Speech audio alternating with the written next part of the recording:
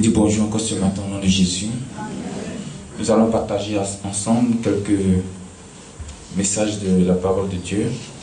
Mais avant, nous allons dire à Dieu de venir encore nous éclairer, de venir encore nous donner vraiment sa lumière ce matin. Seigneur, éclaire-nous, donne-nous ta lumière, donne-nous tes instructions, guide-nous encore cette semaine pour la seule gloire de ton nom. Amen. Nous avons deux textes. Nous allons prendre le premier dans le livre de Matthieu. Matthieu chapitre 19, verset 27. Matthieu 19, verset 27.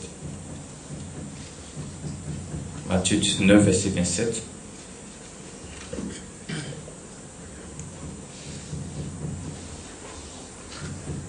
On peut même commencer au verset 26. Matthieu 19, verset 26. Jésus, les regardant, et leur dit: aux hommes, cela est impossible, mais à Dieu, tout est possible. Pierre, prenant alors la parole, lui dit: voici, nous avons tout quitté et nous t'avons suivi. Qu'en sera-t-il pour nous? Amen. Voici le premier texte de ce matin. Dans ce bout du texte que nous venons de lire, qui a pris la parole? C'est Pierre. Amen. C'est Pierre qui a pris la parole. Parce que la Bible dit Pierre prenant la parole. Donc ça veut dire que ce que Pierre va dire, c'est ce qui était dans le cœur de tous les disciples de Jésus. C'est ce que tout le monde pensait. C'est ce que tout le monde voyait, mais personne n'osait ouvrir la bouche. Personne n'osait poser la question à Jésus. C'est Pierre seul qui a pris son courage à deux mains. Et quand vous allez regarder parmi tous les disciples de Jésus, Pierre était le plus courageux. Pierre était le plus audacieux. Quand Pierre veut faire, il fait. Quand il ne veut pas faire, il ne fait pas. Dans le jardin du Gethsémani, qui a coupé l'oreille du soldat? C'est encore le même Pierre. Amen. Donc Pierre, quand il y a quelque chose dans son cœur, là, il ne garde pas ça. Il ne prend pas ça pour murmurer. Il ne prend pas ça pour parler en bas. Il ne prend pas ça pour parler derrière la personne. Il ne prend pas ça pour gâter le nom de la personne. Il va te croiser, il va te trouver et puis il te dit ses vérités. Donc Pierre a pris la parole. Et je voudrais dire à quelqu'un ce matin, soyez comme Pierre aussi. Quand vous avez quelque chose dans votre cœur, quand vous avez quelque chose dans votre ventre, il faut prendre son courage à deux mains et puis aller voir la personne et puis dites à la personne ce qui est dans le cœur, ce qui est dans le ventre. C'est mieux comme ça que d'aller derrière la personne et puis aller dire des choses qui ne sont pas bonnes. Parce que tôt ou tard, ce que vous avez dit derrière là, la personne sera informée un jour. Parce que même la personne à qui vous dites là, ira un jour aussi dire. Ça, c'était juste une petite parenthèse. Donc, Pierre a pris la parole au nom de tous les disciples et il voulait faire savoir quelque chose à Jésus. La fonction de Pierre, avant de venir à Jésus, c'était quoi? Il était un pécheur. Il y a Matthieu qui était Matthieu, quelle était la fonction de Matthieu? Un collecteur d'impôts. Il y a d'autres qui étaient des dresseurs de tentes. Et ils ont laissé toutes ces choses-là, alors que ça avait tout ça qu'on nourrissait la famille. Ça avait tout ça qu'on pouvait payer l'école, on pouvait se soigner, on pouvait faire tout. Mais Jésus est venu un jour, il a apparu dans la vie de ces messieurs. Et du coup, comme ça, il dit: Pierre, suis-moi. Matthieu, suis-moi. Jean, suis-moi. Toi, suis-moi. Allez, toi, viens. Il les a pris, eux tous. Et ils sont obligés de laisser tout ce qu'ils étaient en train de faire pour suivre Jésus. Donc, Pierre va demander quelque chose à Jésus. Mais avant de demander ces choses à Jésus, ils ont marché avec lui. Ils ont vu Jésus qui a guéri beaucoup de malades. Beaucoup, je ne sais pas. Même quand tu prends le dernier chapitre de Jean et puis le dernier verset, la Bible dit que Jésus a fait beaucoup de miracles. Et parmi ces miracles, il y a d'autres, mais on n'a pas pu écrire. Amen. Parce que si on voulait écrire la Bible n'allait pas contenir. Alléluia. Donc Pierre a vu tout ça. Il a même vu des morts revenir à la vie. Donc, idiot, nous on a laissé tout là. Pour nous là, c'est comment? Amen. On voit les gens à côté de nous, devant, derrière, à gauche, à droite. Ils prennent les solutions. Mais pour nous là, c'est comment? Nous on fait comment pour avoir aussi cette solution là?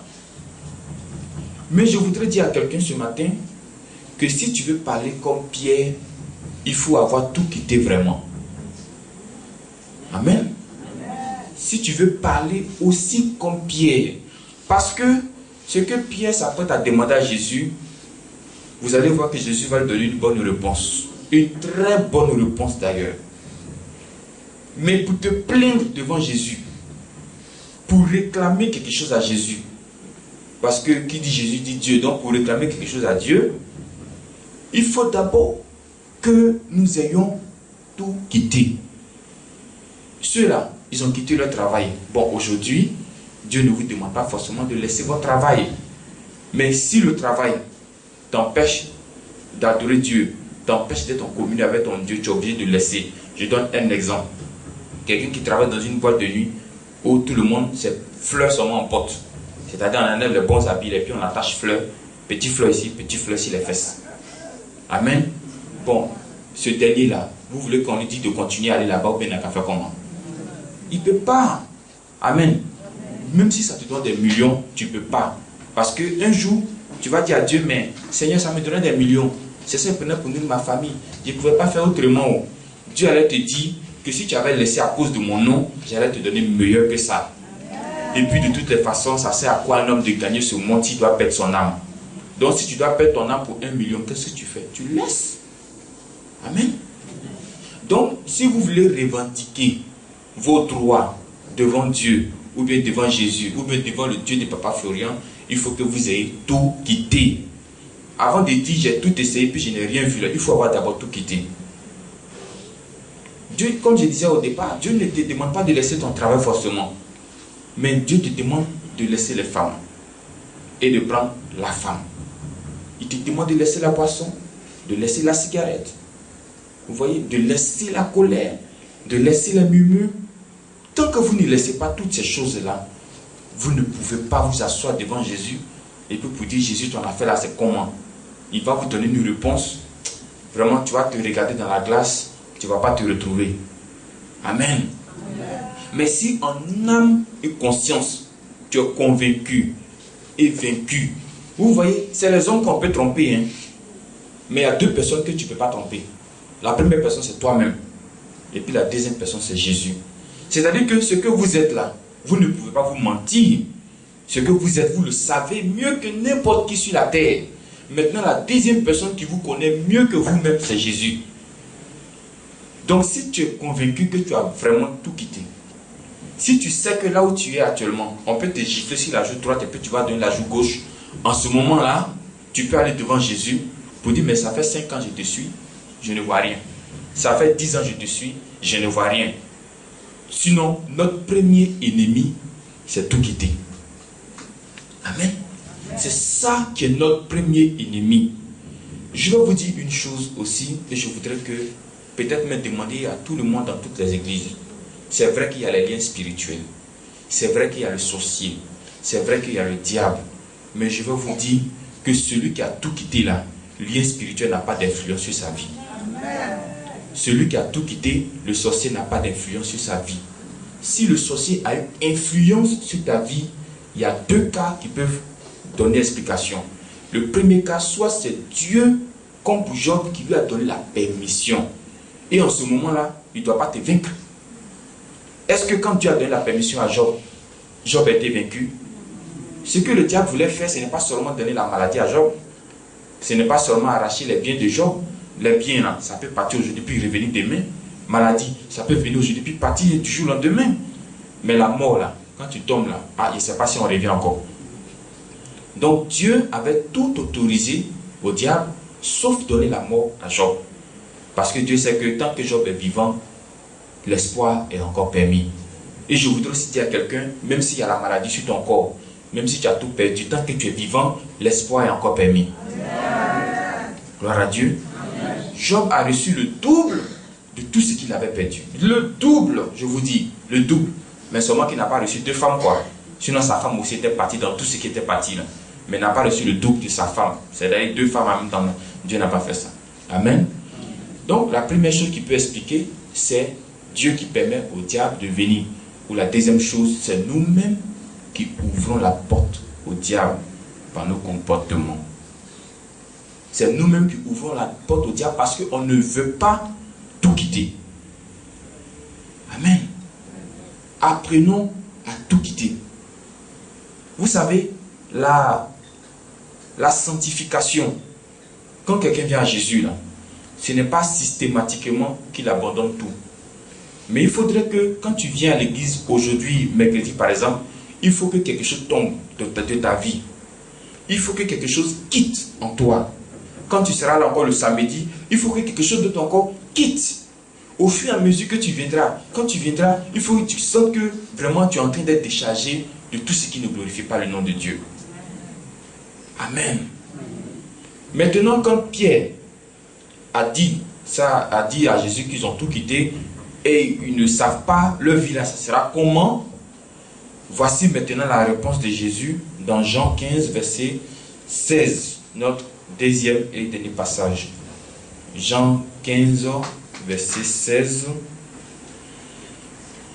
Jésus dit, ce n'est pas vous qui m'avez choisi, mais moi, je vous ai choisi. Amen. On peut s'arrêter là.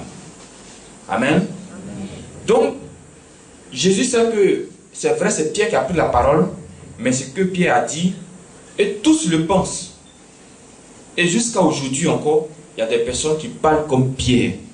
Mais Seigneur, ça fait 1 an que je suis dans ta maison. Seigneur, ça fait 1 an que j'utilise le sang de Jésus. Seigneur, ça fait 2 ans, ça fait 3 ans, ça fait 4 ans, ça fait 5 ans, ça fait 6 ans. Jésus te dit ce matin, en tout cas pour toi vraiment qui a tout quitté, quoi, que ce n'est pas toi qui l'as choisi, mais c'est lui qui t'a choisi. Donc, si vous savez que c'est Jésus qui vous a choisi, alors laissez Jésus faire son œuvre dans votre vie tout simplement. Vous ne devez même pas avoir peur de quoi que ce soit. Parce que celui qui vous a choisi, il est puissant, il est fort. C'est le maître du ciel et c'est le maître de la terre. Il contrôle le vent, il contrôle les nations, il contrôle l'argent, il contrôle l'eau, il contrôle tout. Amen. Donc si c'est lui qui t'a choisi, c'est encore le même qui a dit que l'ouvrier mérite son salaire. Donc il sait qu'il y a un jour où tu seras récompensé. Il y a un jour où tu vas porter la couronne. Donc moi je sais que Jésus m'a choisi. Je n'ai pas à me lamenter. Je n'ai pas à pleurer. N'en voulez même pas aux hommes. Les hommes ne sont pas vos problèmes. Quand Pierre a eu problème, il n'est pas allé vers un homme, il allait vers Jésus. Parce que Jésus a dit que aux hommes, la Pierre, ce que tu me demandes là, aux hommes cela est impossible. Je vous dis que tout ce que vous êtes venu chercher ce matin là, aux hommes cela est impossible.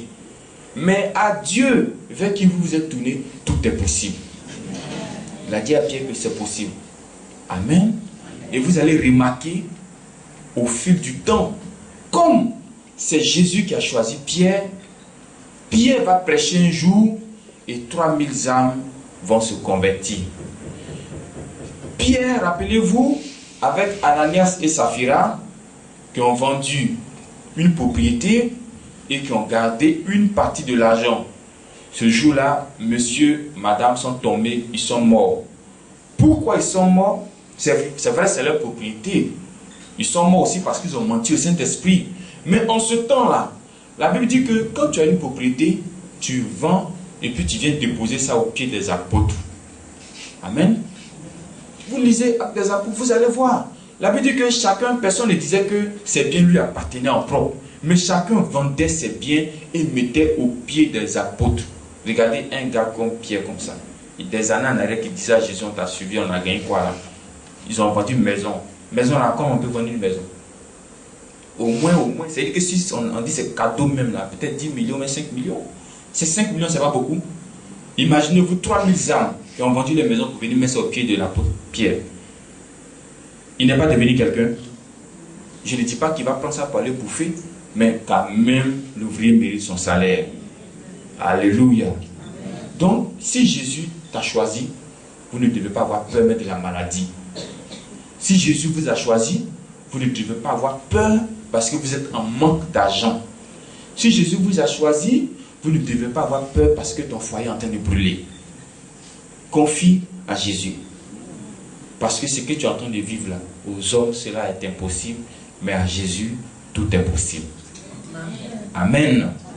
Donc voici notre message d'aujourd'hui. Si je veux peut-être donner un thème, c'est tout quitter. Donc apprenons à tout quitter. Au fur et à mesure que nous quittons, il y a des cadeaux qui viennent du ciel. Au fur et à mesure que tu quittes, il y a des bénédictions qui descendent du ciel pour toi. Au fur et à mesure que vous quittez, la protection de Dieu devient grande dans votre vie. Actuellement là, si tu as gardé deux que Dieu n'aime pas là, je te dis, hein, ta porte est gardée mais ta fenêtre est ouverte. Amen. La porte est gardée. Est-ce que vous savez qu'au paradis, il y a des gens qui auront des maisons en papeau, pendant que d'autres auront des maisons duplex. Il y a d'autres, mais c'est immeuble même. C'est immense comme c'est là. Alléluia. Bon, tu vas dire de toutes les façons, nous tous sommes au paradis. Ah, mais au paradis, là, il y aura place et puis il y aura place. Hein. Gloire à Dieu. Il y a des gens qui grossissent sans mesure là. Si tu as grossi, que tu ne rentres plus dans ta maison, mon frère, il faut faire gardiennage en même temps. Au paradis, c'est mieux. Donc, Dieu nous demande ce matin de tout quitter. C'est vrai, ce n'est pas facile. Tu as fait peut-être 5 ans dans la cigarette. Aujourd'hui, tu es venu à Jésus. Tu sens que tu dois laisser la cigarette. Demande-lui de l'aide. Il va le faire. Donc, à la place de dire à Jésus, on ne voit rien haut. Dites à Jésus, apprends-nous à tout quitter. Quand tu vas tout quitter, je pense que tes yeux seront ouverts maintenant pour bien voir. Dieu nous bénisse et que sa grâce nous couvre au nom de Jésus.